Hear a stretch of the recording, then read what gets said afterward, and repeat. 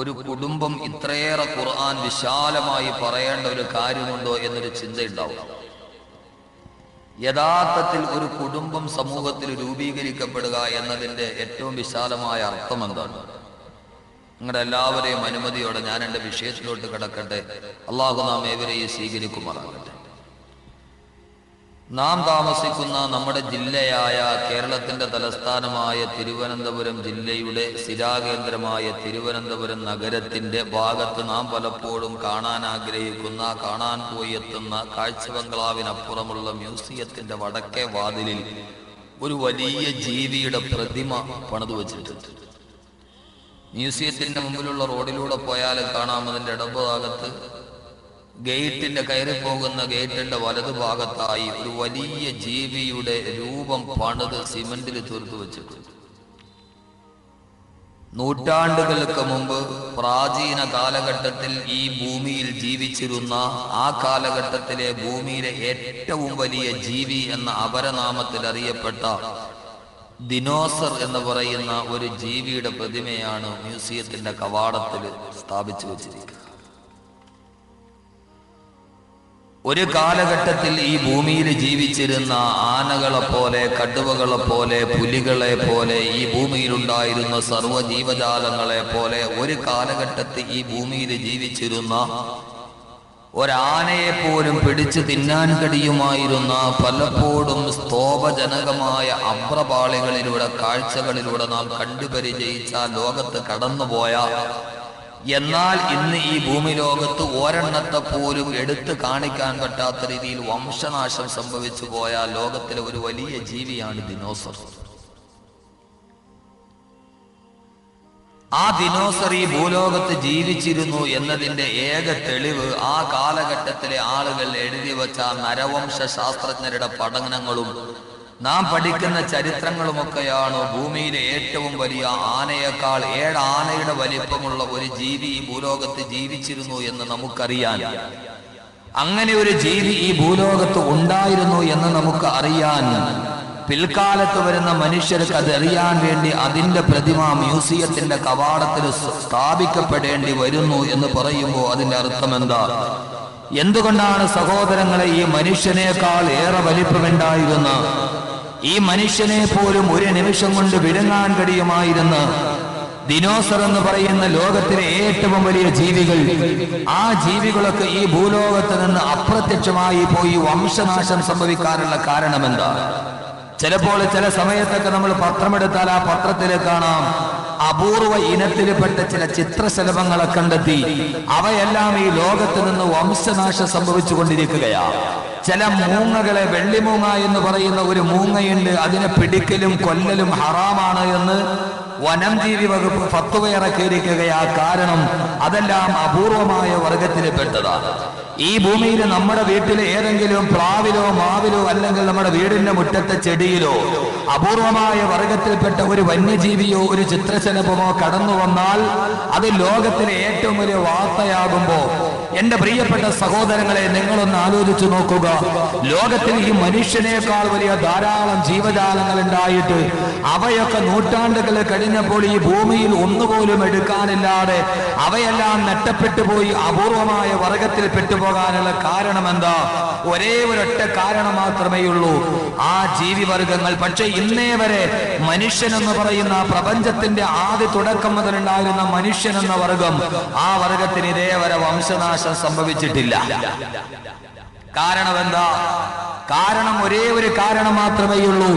ലോകത്ത് മനുഷ്യനല്ലാത്ത മറ്റൊരു ജീവജാലങ്ങളുടെയും ഇടയിൽ വ്യവസ്ഥാപിതമായ കല്യാണമോ വ്യവസ്ഥാപിതമായ ഭോഗനമാർഗമോ ലോകത്തിലെ ഒരു ജീവികളുടെയും ഇടയിൽ അവർ കൃത്യമായി വിവാഹം കഴിച്ചിരിക്കണം, കൃത്യമായി ഇണകൂടിയിരിക്കണം, അവരുടെ പ്രത്യുൽപാദനം ഉണ്ടായിരിക്കണമെന്ന ഒരു നിയതമായ നിയമമില്ലാത്തത് കൊണ്ട് തന്നെ അവയിലൂടെ പ്രത്യുൽപാദനത്തിലൂടെ വർഗങ്ങൾ ലോകത്ത് നിലനിൽക്കാതെ അവ മുഴുവനും ലോകത്ത് നിന്ന് അപ്രത്യക്ഷമായി പോകുമ്പോൾ ലോകത്ത് അല്ലാഹു സുബ്ഹാനഹു വ തആല അവന്റെ ഏറ്റവും ഉന്നതനായ സൃഷ്ടിയായ മനുഷ്യന് മാത്രമാ അവൻ കൃത്യമായി കഴിയുമ്പോൾ അവൻ വിവാഹം കഴിച്ചിരിക്കണം, അവനോടുകൂടെ മനുഷ്യലോകത്തിന്റെ തലമുറ ഈ ലോകത്ത് നിലനിൽക്കണമെന്ന് പറയുന്ന അല്ലാഹുവിന്റെ വിശുദ്ധമായ ഖുർആൻ പറഞ്ഞ ആദരവായ പ്രവാചകൻ നബി മുഹമ്മദ് മുസ്തഫ ആദരവായ പ്രവാചകൻ നബി മുഹമ്മദ് മുസ്തഫ സല്ലല്ലാഹു അലൈഹി വസല്ലമ മാതൃകയിലൂടെ കാണിച്ചു നൽകിയ നിക്കാഹ് എന്ന് പറയുന്ന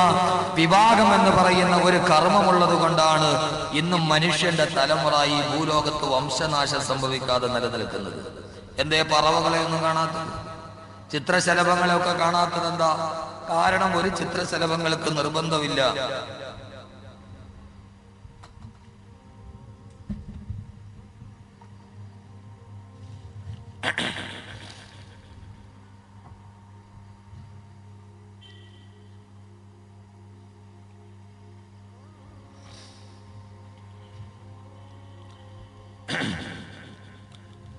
ലോകത്തിലെ മനുഷ്യനല്ലാത്ത വേറെ ഒരു ജീവജാലങ്ങൾക്കും വിവാഹം ക്രമമായ പദ്ധതിയായി നടക്കുക എന്ന് പറയുന്ന ഒരു സംവിധാനമില്ല.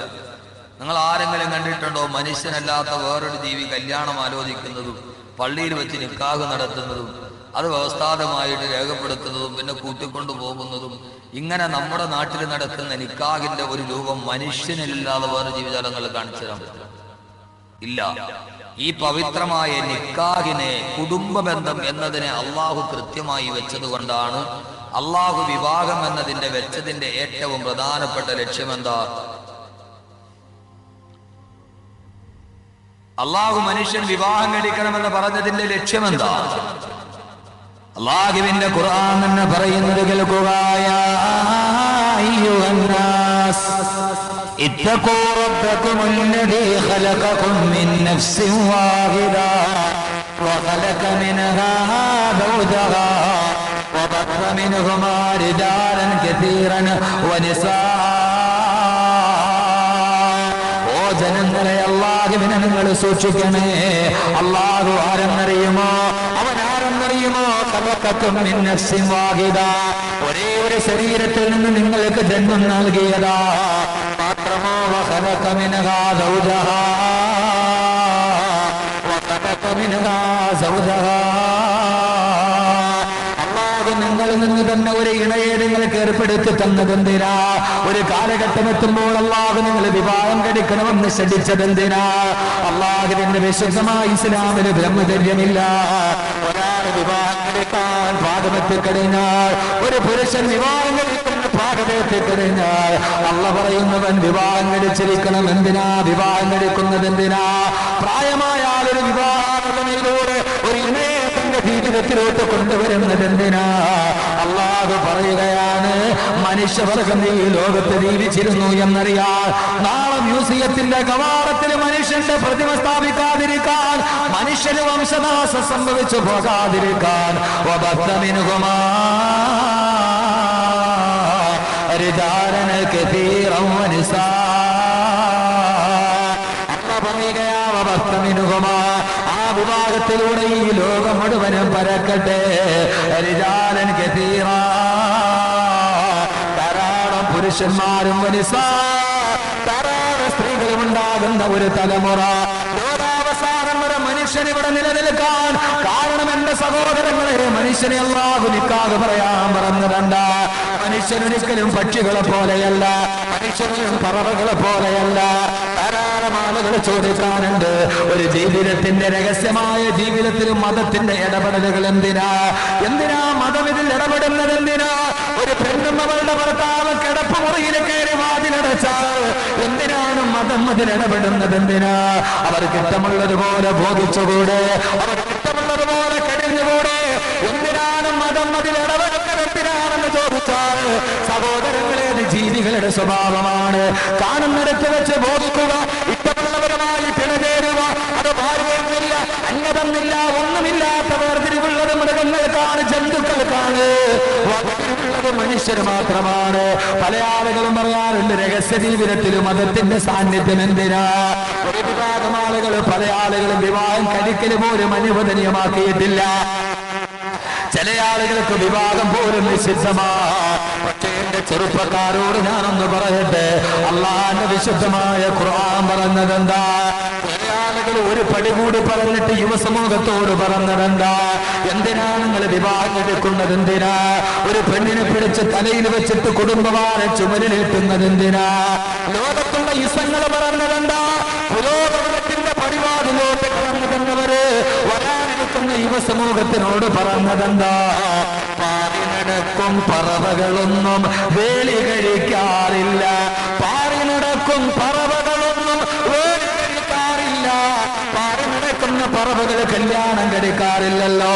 പിന്നെന്തിനാ മനുഷ്യ നീ കല്യാണം കഴിക്കുന്നതെന്ന് ചോദിച്ച ഒരു കാലഘട്ടത്തിൽ ചെറുപ്പക്കാരുടെ ചുണ്ടില് തട്ടിക്കളിച്ച ഒരു പാട്ടിന്റെ ഈരടിയല്ലയോ ഇത്? ജീൻസും ഷൂസും അണിഞ്ഞ് ടൗണിൽ ചെത്തി നടക്കാം. 100cc ബൈക്കും അതിലൊരു പൂജാവട്ടും വേണം. ലോകത്തിന്റെ ഏറ്റവും വലിയ ആവിഷ്കാരം പറഞ്ഞതെന്താ? ബാഗിയും ജീൻസും ഷൂസും അണിഞ്ഞിട്ട് ചീറിപ്പായുന്നതിന്റെ ബൈക്കിന്റെ പുറകുഭാഗത്ത് പൂജാവട്ടിനെ ഇരുത്തിയിട്ട് ആരാ പൂജാവട്ടം എന്നറിയുമോ? ആയിരക്കണക്കിന് ആളുകൾ നോക്കി നിൽക്കുമ്പോ ബന്ധമില്ലാതെ ബോംബെ നഗരത്തിനോട് ആവാസത്തിന്റെ കവാത്ത് നടത്തിയ പൂജാവട്ടം എന്ന് പറയുന്ന ശപിക്കപ്പെട്ട പരിഷ്കാരത്തിന്റെ പെണ്ണിനെ റോൾ മോഡലാക്കിയിട്ട് സമൂഹത്തോട് പറഞ്ഞുകൊണ്ടിരാ. എന്തിനാ യുവാക്കളെ നിങ്ങൾ കല്യാണം കഴിക്കുന്നത്? എന്തിനാ? എന്തിനാ ഒരു പെണ്ണിനെ മാത്രം ജീവിതത്തിൽ പങ്കാളിയാക്കുന്നത്? എന്തിനാ? നിനക്ക് എല്ലായിടത്തും പാറി നടക്കാമല്ലോ. പറവകൾ പാറി നടക്കുന്നത് കണ്ടിട്ടില്ലേ? ഒരു പൂവ് മാത്രമല്ല, ഒരു പൂവിന്റെ തേൻ നുകർന്നു കഴിഞ്ഞാൽ അടുത്ത് നിൽക്കുന്ന മനോഹരമായ അതിനേക്കാളേറെ സുന്ദരമായ പൂവിലേക്ക് മുല്ലപ്പൂവിന്റെ പൂ പിടിച്ചു കഴിഞ്ഞാൽ അതിൽ നിന്ന് പിന്നെ റോസാപ്പൂവിലേക്ക്, അവിടെ നിന്ന് പരിണീർ പൂവിലേക്ക്, അവിടെ നിന്ന് മാധവത്തിലേക്ക് നിന്റെ മനസ്സിന് നിറം നൽകുന്ന ഏതൊക്കെയുണ്ടോ അതിലെ പൂവുകളിലൂടെ പാറി പാറി നടക്കുന്ന പറവകൾ തേൻ കൊടുക്കുന്നത് പോലെ ഒരു പെണ്ണ് വേണ്ട. അവരുടെ കിടപ്പറവം കിട്ടാൻ അതിനേക്കാൾ സുന്ദരിയുടെ അടുത്തിലേക്ക് പാറി നടക്കും പറവകളൊന്നും വേളി കഴിക്കാറില്ല. പാറി പാറി നടക്കുന്ന പക്ഷികൾ വേളി കഴിക്കാറില്ലല്ലോ. അവിട്ടം പോലെ മധു നുകരുകയല്ലേ? അതുകൊണ്ട് നിനക്കും മധു നുകർന്ന് നടക്കാമല്ലോ. ഒരു പെണ്ണിനെ കൊണ്ട് കുട്ടിയടയുന്നത് എന്തിനാ?